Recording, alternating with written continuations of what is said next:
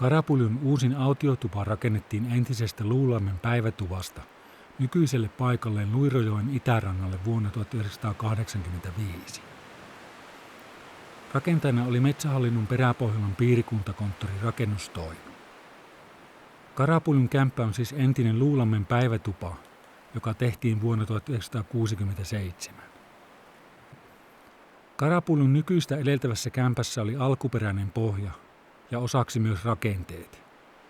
Kämpän toinen pää purettiin 1970-luvun loppupuolella.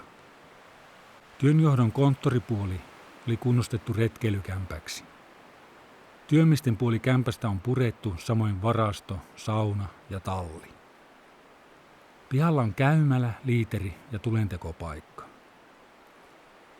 WWF:n talkooleiri korjasi Karapuljun kämppää heinäkuussa vuonna 2001. Tuolloin uusittiin kämpän perustukset ja katto. Karapuljun autiotuvassa on nukkumatilat 5 hengelle.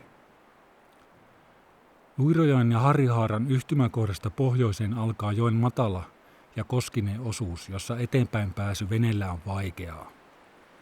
Tällä kohdalla Luiron törmällä on kivikkoinen harju, pulju. Venen valkamana käytetyn paikan nimi onkin Karapulju. Luiron kulkijat ovat usein yöpyneet juuri Karapuljussa. Tältä paikalta noin 1,5 kilometriä pohjoiseen sijaitsi Karapuljun vanha kämppä.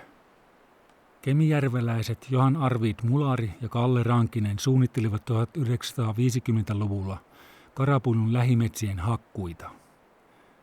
He rakensivat vuonna 1951 niin sanotun Karapuljun vanhan kämpän suunnittelemansa metsätyömaan pääkämpäksi. Alueelle tehtiin myös muita rakennuksia, talli ja varasto sekä sauna toiselle puolelle ojaa. Yrittäjien hakkuusuunnitelmat eivät kuitenkaan toteutuneet. Karapuljun kämppä pääsi sille suunniteltuun metsäkämppäkäyttöön vasta vuonna 1959, kun Arvi Kuusela Oy Rovaniemeltä aloitti alueen puiden hakkuut.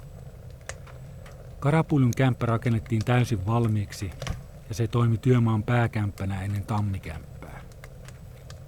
Kämpälle kuljettiin silloin hevosilla.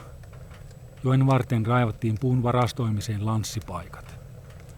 Vuoden 1959 jälkeen Kuuselan yhtiö käytti Karapuljun kämppää vain kesäaikana, muun muassa maapuiden korjuutöissä majoitukseen. Talvisin kämppä oli päiväkämppänä.